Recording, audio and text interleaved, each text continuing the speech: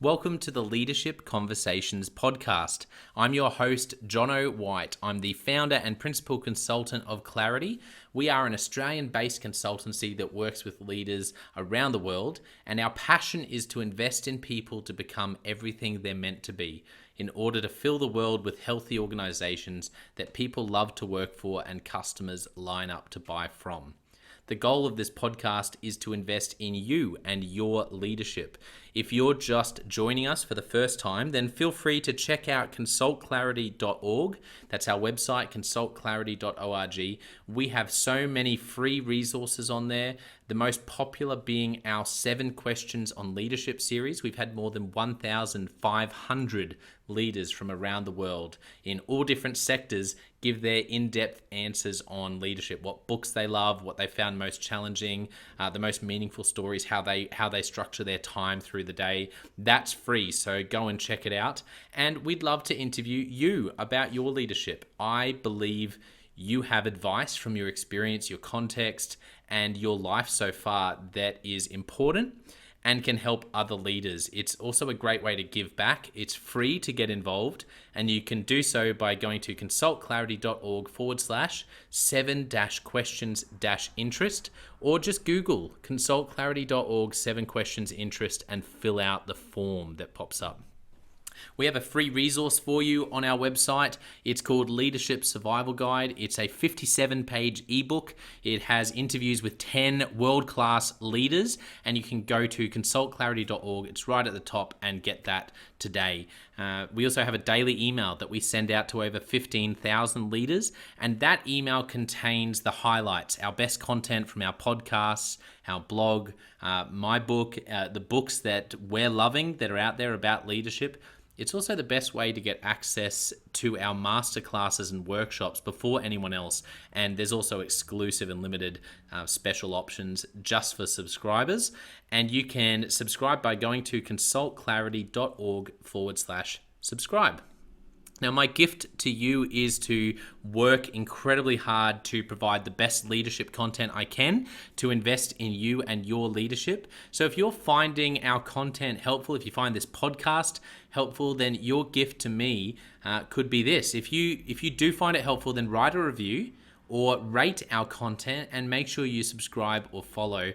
I can't emphasize enough how helpful that is. It really does help us to get the word out there so we can invest in more leaders to become everything they're meant to be.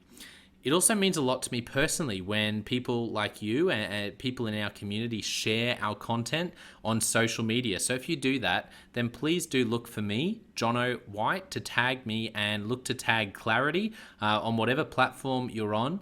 And our team, including me, I'm always looking to see when people have mentioned us so that I can engage with you. And also we look at sharing content. So if you write something about something we've done, there's also a good chance we'll share that with our followers. So if you could do that, that is a massive, massive help as we try to invest in as many leaders as we can around the world. Last of all, you can check out my book about how to deal with difficult people even if you hate conflict. It's called Step Up or Step Out. It's available on Amazon. You can just look up Step Up or Step Out Jono White, or you can go to store.consultclarity.org/book and check it out there. I have coached leader after leader after leader, and in more than 50% of the sessions, this topic comes up. How do I deal with this person? I'm finding it really difficult, and I just want to find a way that doesn't blow up to do just to have a difficult conversation, to lead them better. How do I do that? There's a 3-step process that I outline in this book that I believe can help you. Okay, let's get into today's episode of the Leadership Conversations podcast. Enjoy.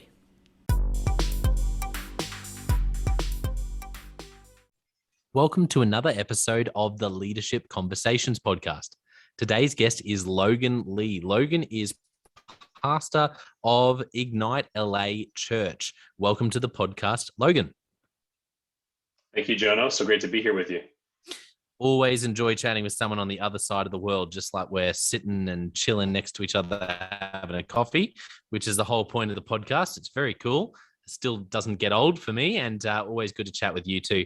To start off, can you let listeners know a little bit about what you do and a little bit about Ignite LA Church? Yeah, definitely. So I'm a church planter. So I'm pioneering a new church here in the city of Los Angeles, California, called Ignite LA.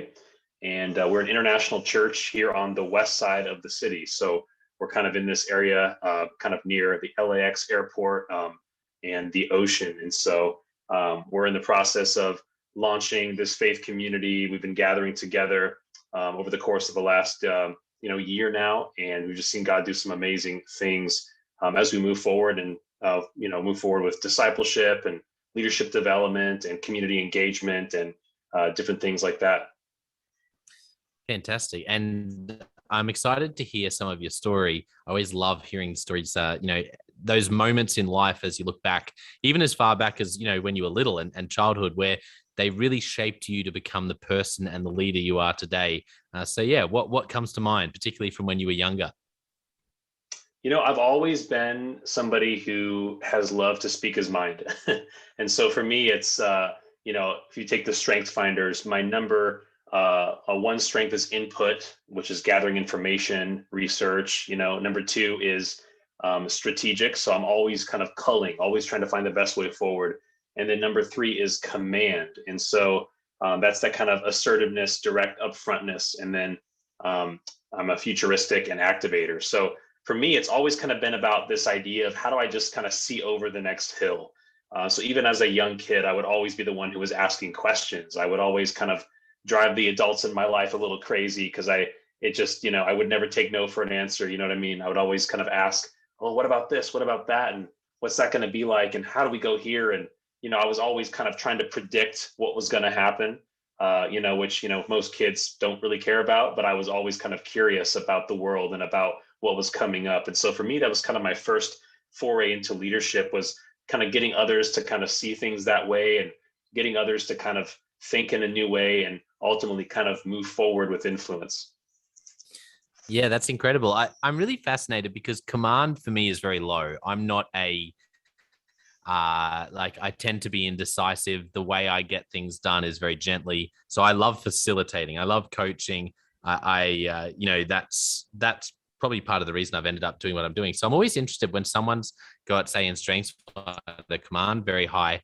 Do you remember, like, when you realized that you were maybe more direct than other people? Was that something that, like, because there are things about myself on the other side of that I've only learned quite recently, and I'm like, oh, maybe I thought I was more direct when I was younger, but now I realize I've always been, and I even talk about it in my book about how much I sort of hate conflict. And that's why I wrote the book that I wrote. But yeah, just interested to ask, is that something, that command side of your personality and leadership, that's always been really obvious to you in terms of self-awareness?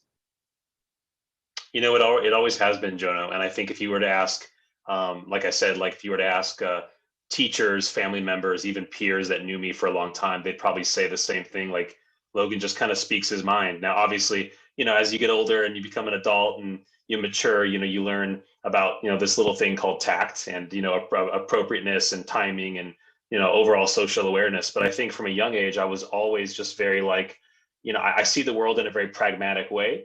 And so for me, it's like that futuristic, like I see what could become where we're going. I see the best way. I want to see the best way forward. So I kind of go crazy until I can find where I'm going. And then for me, and that all kind of leads to this idea of, what must be said, what must be done. And when I'm communicating to people, the interesting thing is, I'm not thinking I'm doing it in a harsh way or a non-gentle way, of course, but it's more of a, this is what is best for everybody if I say or do this. And if I don't, I'm actually not doing anyone a favor, is how I view it. And so for me, it's out of a place of really love and empathy that I do that. But yeah, I think from a young age, I always kind of saw that in relationships. And as I grew older, I learned how to refine that and how to, use that socially in an effective way to really kind of help people along. So. Yeah, I have to admit, it's something that I have struggled with in the past to I think accurately and fairly think about the motivations and intentions of someone when they're quite direct. And it's something I've learned. One of my favorite sayings around the DISC profile, which is just another, which has the D for dominance, which is more of your command, direct sort of personality and decision making.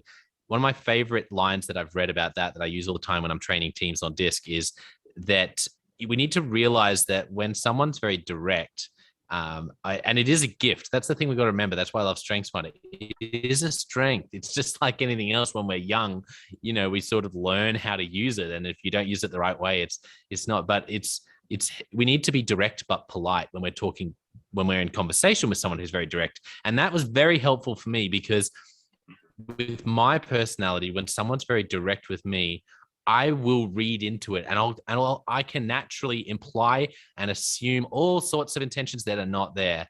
And I've learned exactly what you just said, that some great leaders and great people in my life who are very direct, it's actually out of empathy and it's out of love that they speak directly. And so one of the most helpful things I've found is, okay, you know what? This feels very direct, and I'm quick to want to be rude back. And the funny thing, this might sound overly simplistic, but it's like even direct people don't like when you're rude. It's like, so if they're not being rude to you, they're just being direct, but then you're rude back, then you're actually just being rude, and it's unhelpful. What I've learned to do is sort of to try, a bit like what you've learned in terms of the tact, but for the other side for me is to go, you know what, I'm going to let go of the implied and assumed sides that sort of jump up naturally in defensiveness. And I'm going to try to be direct back, but I'm going to stay polite. And that has been like a superpower dealing with direct people, because as soon as there's no rudeness, no offense taken, it's like you're suddenly speaking.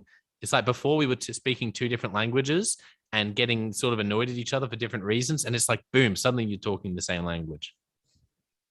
Absolutely. And, it's so interesting that you say that, because I think that's, I think 80% of leadership problems could be solved if more of us could just learn how to speak more directly in a refined way. Because I think for me, some of the leaders in my life, some of them are direct, some of them are a little bit tactful in different ways, I guess. But for me, it's the people that have really had the most influence on me are the ones who have said things to me like, all right, Logan, here's what you need to do.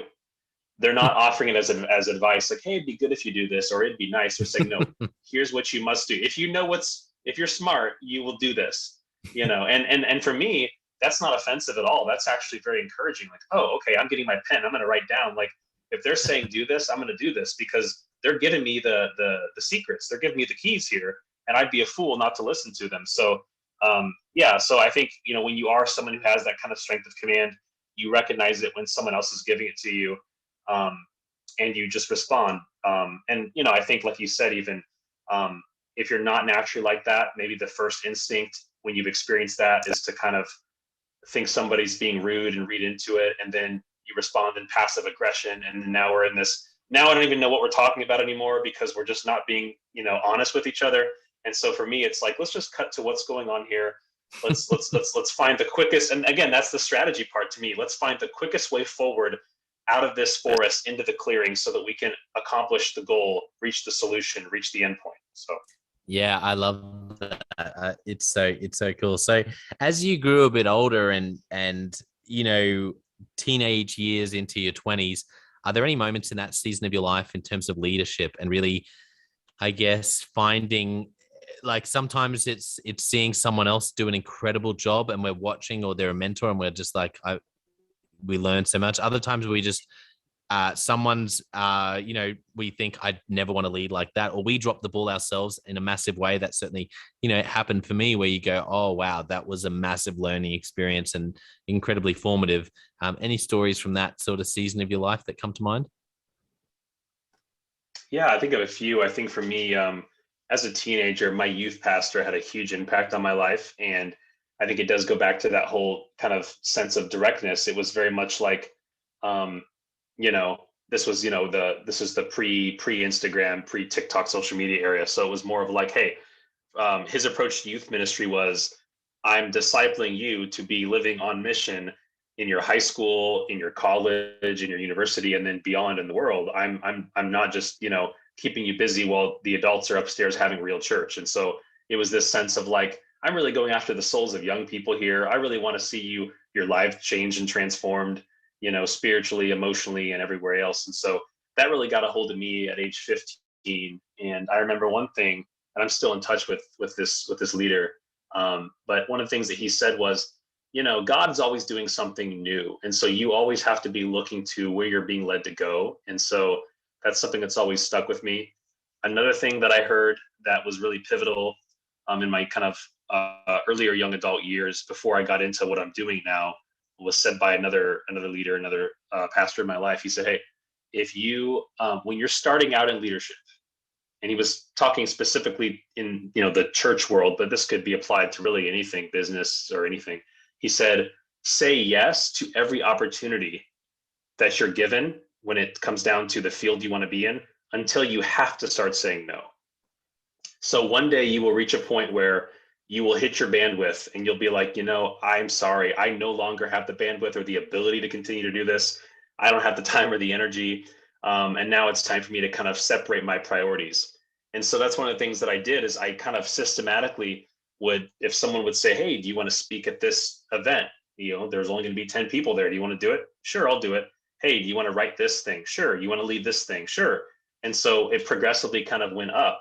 And so it kind of reminds me of, just, different examples where, the more you're given, the more you show that you can be successful in smaller things, the more you'll be given. And so it reached a point over several years into my early and then mid 20s to where I was kind of gradually given more responsibility as people Mm. saw more results. And that worked two ways. For me personally, it was very empowering because I saw, I saw how I was actually accomplishing things and I was making the organization better, making people's lives better. And then at the same time, other people could see in and they could see that. And they said, "Okay, now we want you to do this thing and now this thing." So those things have really stuck with me, especially kind of as I start out on my leadership journey.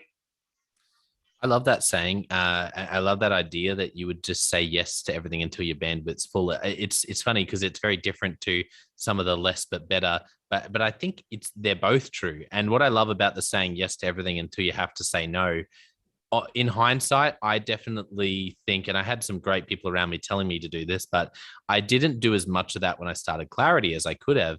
And it's because so one of my top 5 strengths finder, actually my number 1 is futuristic.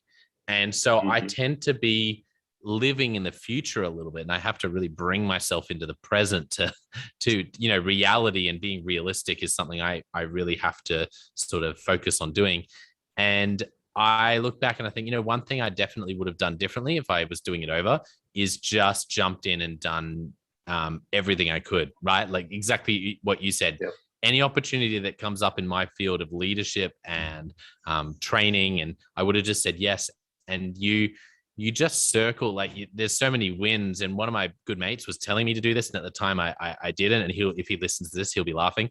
But it's like you gain experience, you build relationships, and like those two things alone, there's probably other things you do, you sort of gain momentum as well, I think. But just the experience and the relationships you gain, they are often key to opening the door, so that by the time you are through those relationships, often the door opens sort of to the next level to do something.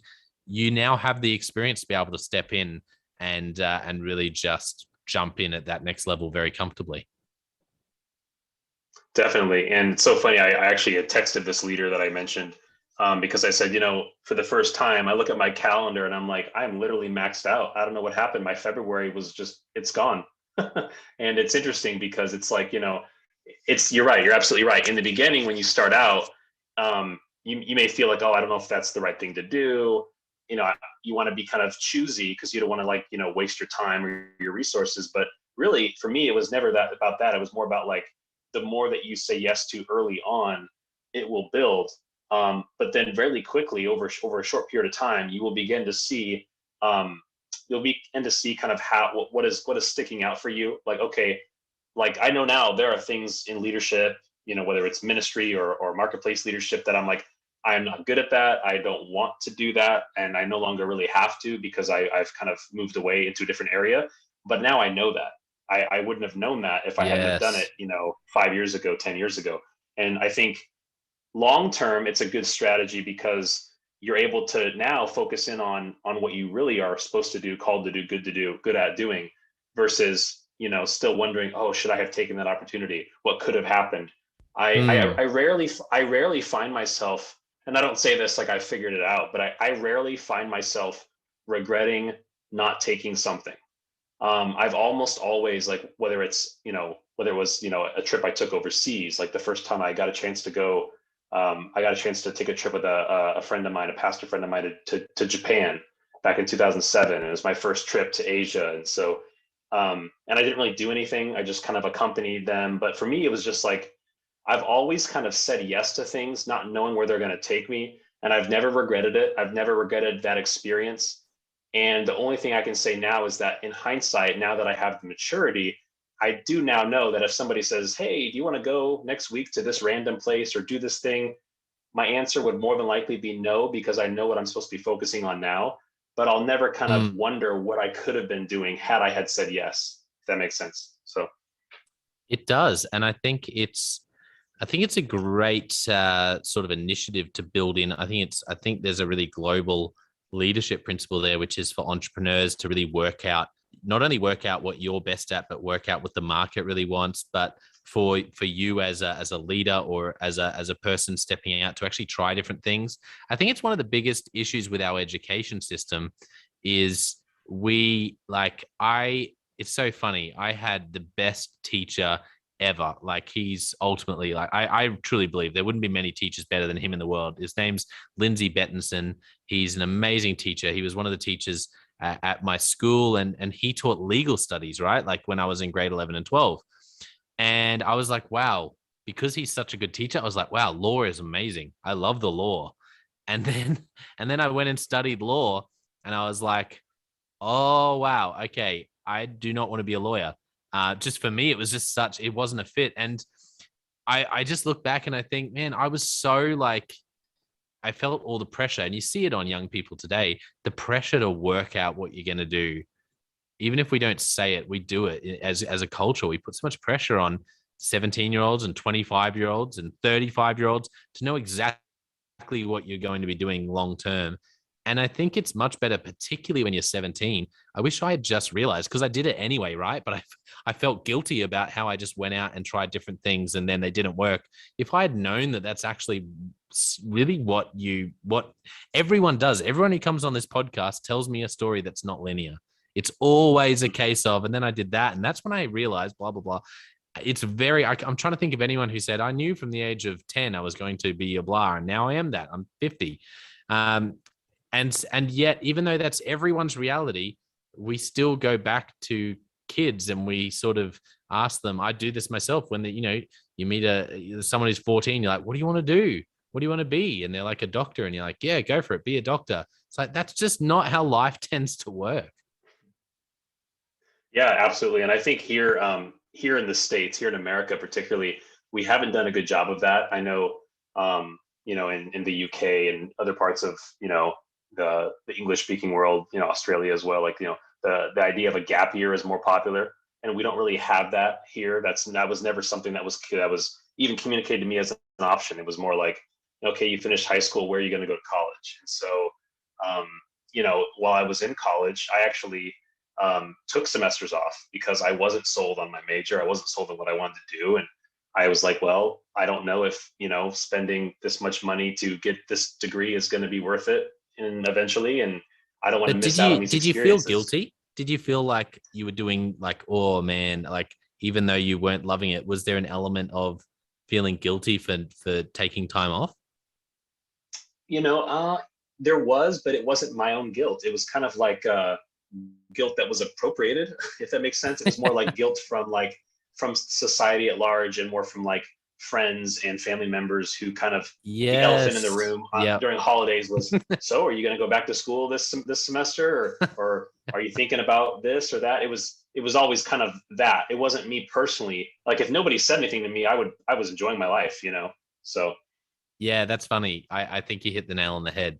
And we just got to change that because yeah, I think we just like and it's not that education is not important. No, if anything, I've learned recently that it's even more important than I realized. it's just that it's so often not linear, and we need to realize that expecting someone to spend 4 years, rack up like $100,000 debt, and know for sure at 17 that they want to be a dentist is how life works, and just realize that is just not 2022. I don't know, maybe in the past that's how it worked, but it's so far from reality today.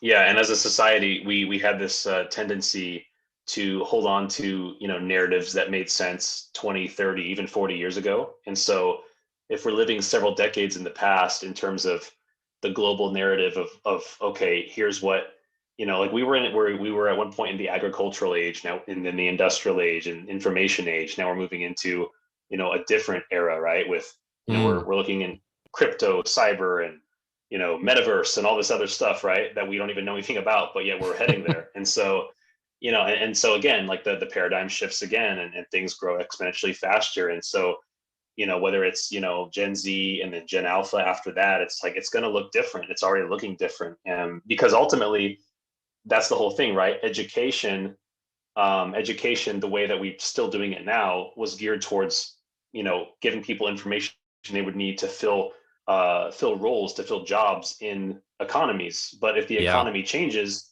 and the education doesn't change with it, then it's not really ultimately providing any utility, right? So 100%. Yeah, it's I'm really fascinated by the education sector, and actually a ton of listeners are educational leaders to this podcast, because and also, it's probably the sector I've had the most people on from, to be honest, is educational leaders. And I just think it's a fascinating sector because it's so slow moving, respectfully, because they're big organizations, right? They're often government, they're often larger institutions, and so they tend to be slower moving. And yet, say in the last 2 years, they've been thrust forward. Of all industries that were disrupted, education has to be one of the ones that was most disrupted, because all of a sudden kids are at home.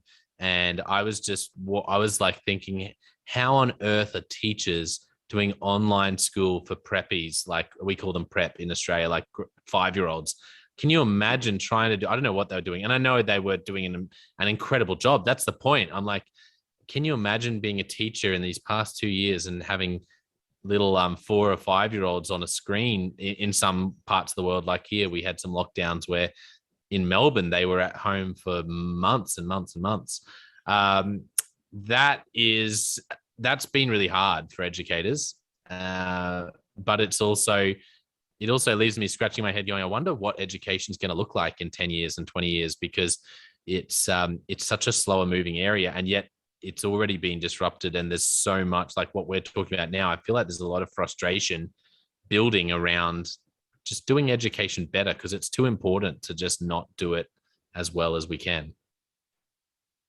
absolutely. And I think that's it's crucial that we continue the conversation. And I think especially if you're an entrepreneur, if you're somebody who's, starting something from scratch, right, which is the essence of entrepreneurship, you're, moving something forward, you're taking considerable risks to do so. You're always going to need to be educated.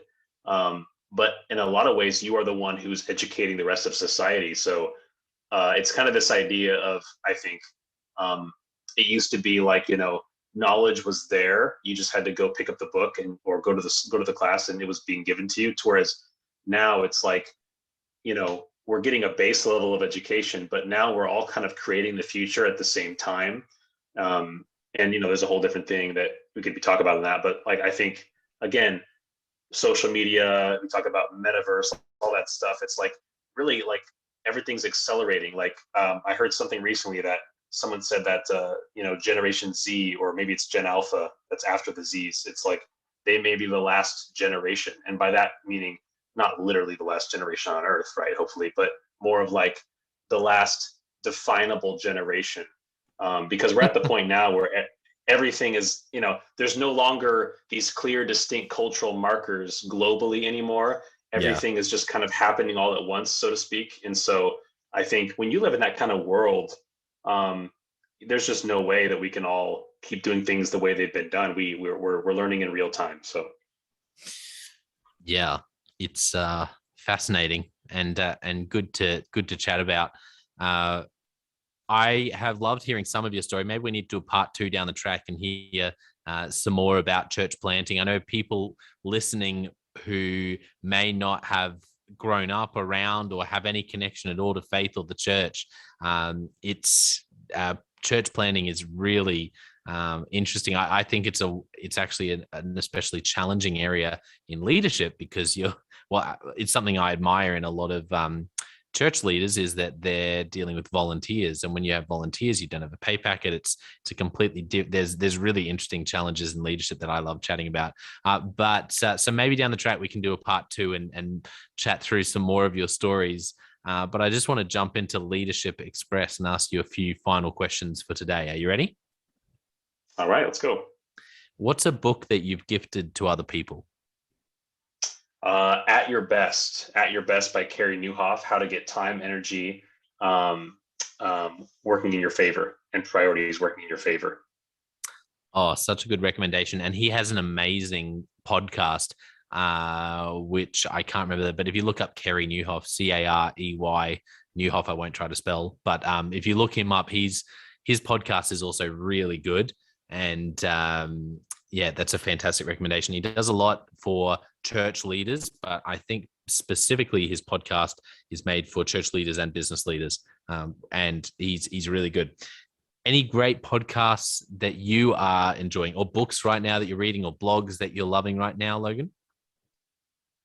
Yeah, so great stuff.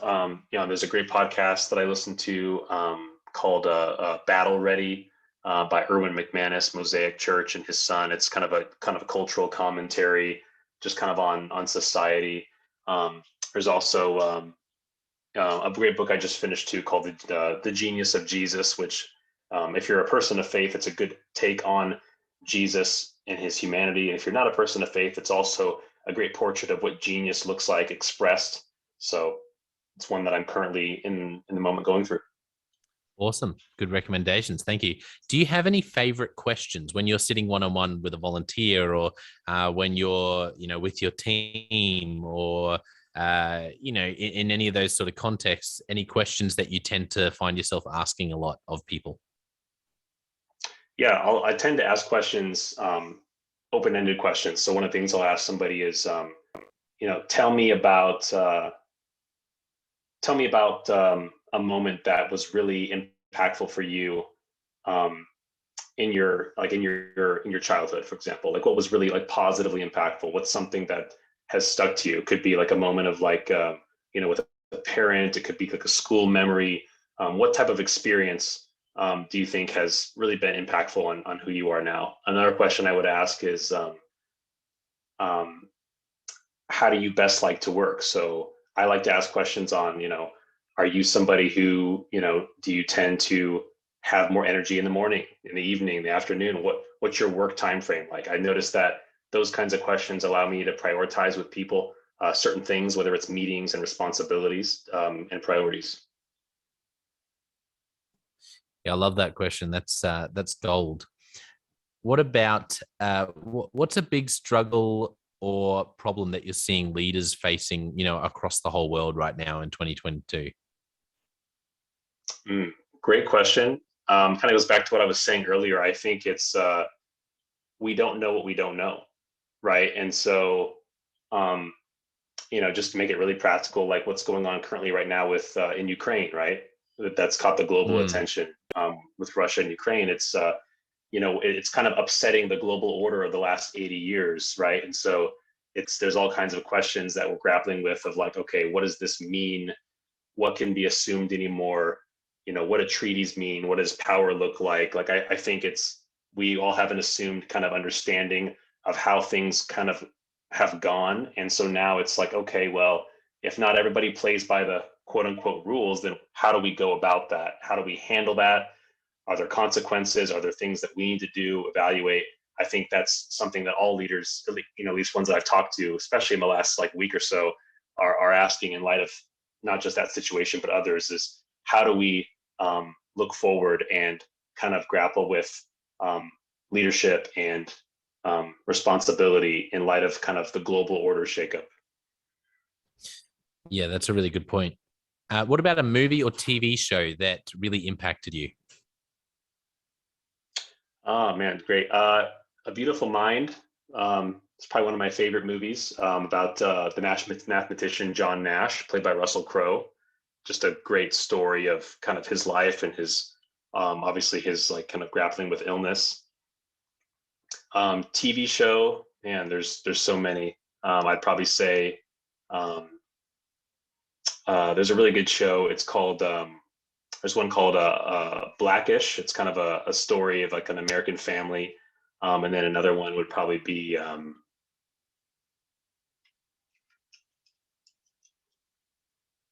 oh, right there. Um, it would probably be The Office. It's just kind of a classic for me as well. Are you a UK or American Office? Oh man, I'm an American Office. Yeah, so am I. I really do need to get into the UK. Apologies to the UK Office lovers. They're always like, that's the original. What are you doing? So it's on Yeah, my list to really get into the UK Office, but I definitely love the American Office. I just was watching a video the other day, just cracking up at actually, it's great. If anyone loves The Office, find this clip on YouTube, which is it's a compilation of all the best burns by Michael, where Michael burns Toby. Like, just he has this completely unfair, ridiculous hatred of one of his staff team members and named Toby in HR. And this video is just a compilation of just and I just love Steve Carell, who plays Michael Scott. So anyone who loves The Office, yeah. that movie of like I can't remember what it's called. The video on YouTube is so funny. So yeah, I'm with you there. The Office is great. They're good recommendations. Thank you. That's awesome. Last question. If you could only give one piece of leadership advice to a young leader, what would you say? I'd say ask better questions. Ask better questions. I think that's something I've learned, especially in the last several years, is Mm. people will often be more honest than you think if you ask the right questions. Oh yeah. And oftentimes as leaders, we kind of assume that people are going to say we want to hear, and that does happen. But I think that more often than not, your gut and your instinct will show you what's going on if you learn to ask questions. And when people give you the answers, believe what they're telling you. Mm. Don't try to kind of hear what they're saying and kind of repackage it, in a different way. Just hear it and take it for what it is, and then make decisions based upon that truth. I think sometimes as leaders, what we try to do is we'll take information in, and then we'll try to recategorize it and go, well, they said this, but I think they mean that. Or if we give them time, they'll come around. It's like, no, I think that we need to actually, if they say something, you know, take it for what it is at face value, and then, work your strategy based upon what you know you're supposed to do and what your metrics say. But also listen to what people are saying. Yeah, that's so good. I would love to give everyone a challenge at the end of the day around listening, because I think asking great questions is such a great point. And I really do this for a living in terms of, all my coaching and facilitating is question based. The podcast is mainly me asking questions.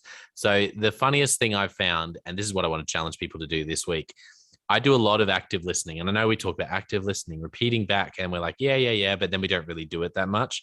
And the funniest thing is, like, 50% of the time, maybe a bit less, maybe that's an exaggeration, but someone will say something to me and say in a coaching session, and then I'll repeat back to them what they said. And I'm talking like sometimes verbatim. I will say back to them exactly what they said. And I'll say, now let me just tell you, like, so what I heard you say is, and I'll repeat it back to them.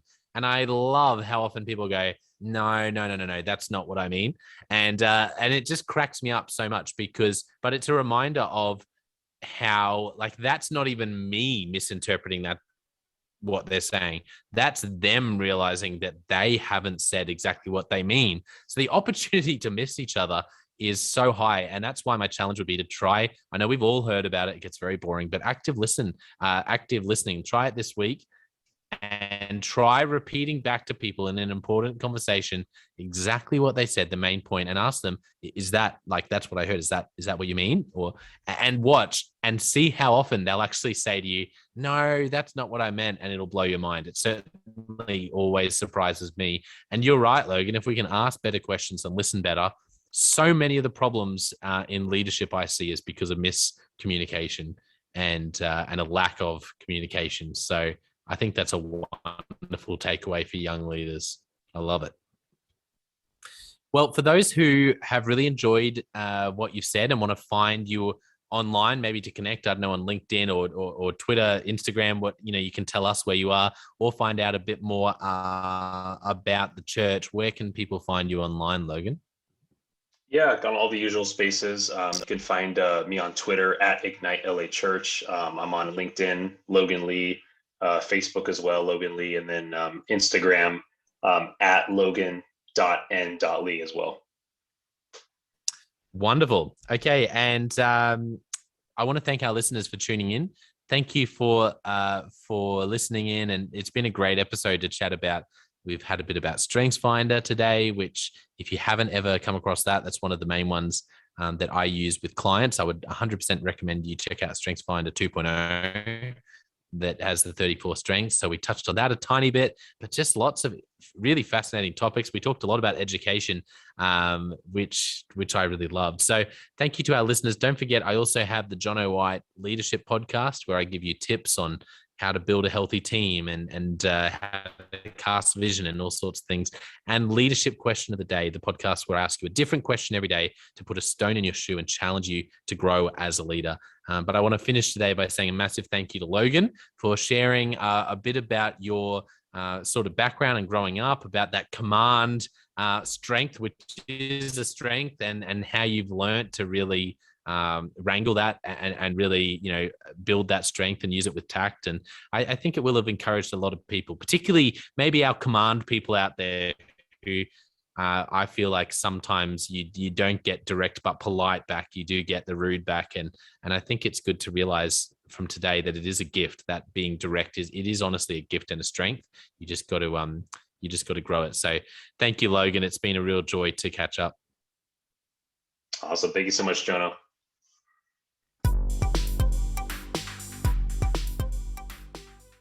Well, I hope you enjoyed that episode of the Leadership Conversations podcast as much as I did. If you're joining us for the first time, don't forget to check out consultclarity.org. That's our website, consultclarity.org. We have so many free resources on there, including our 7 Questions on Leadership series. We've had more than 1,500 leaders from all over the world in all different roles, in different industries, answer these 7 questions on leadership, and leaders give these in-depth answers around how they spend their time, a book that's been significant for them. It's just a gold mine. It's completely free to access, so go to consultclarity.org and look for that. We'd also love to interview you about your leadership. I believe your experience, your life, your context means that you have advice on leadership that other leaders can learn from. Yes, you, if you're going, not me, well, no, I really believe you would have something to add. So if you're looking for a way to give back, it's completely free to get involved. And we would love to interview you through the 7 Questions on Leadership. You just go to consultclarity.org/7-questions-interest, or Google consultclarity.org 7 questions interest and fill out the form and get involved. We have a free resource on our website called the Leadership Survival Guide. It's a 57-page ebook, 10 world-class leaders giving their thoughts on leadership, and that's completely free. It's available on our homepage, consultclarity.org, right at the top, so make sure you go and get that and download it today.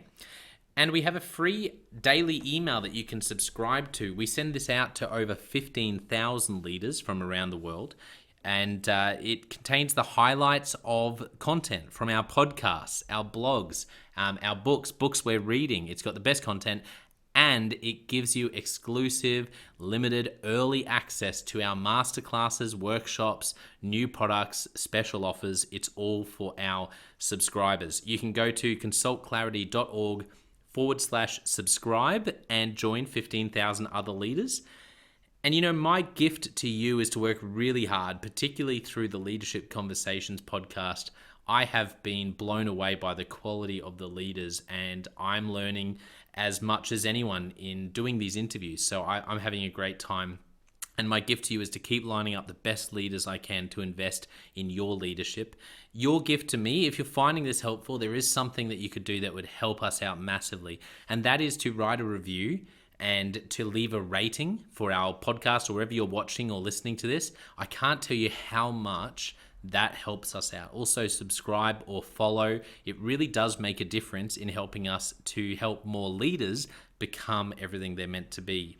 Another thing that means a lot to me personally is when I see our community share our content. So if you do share this or any other piece of content on social media, then thank you, and please do that. And look for me, John O. White, or Clarity, and tag us in your post. Our team is always looking for posts to engage with from our community, and there's also a chance that we'll share your content to go beyond and share it with our followers.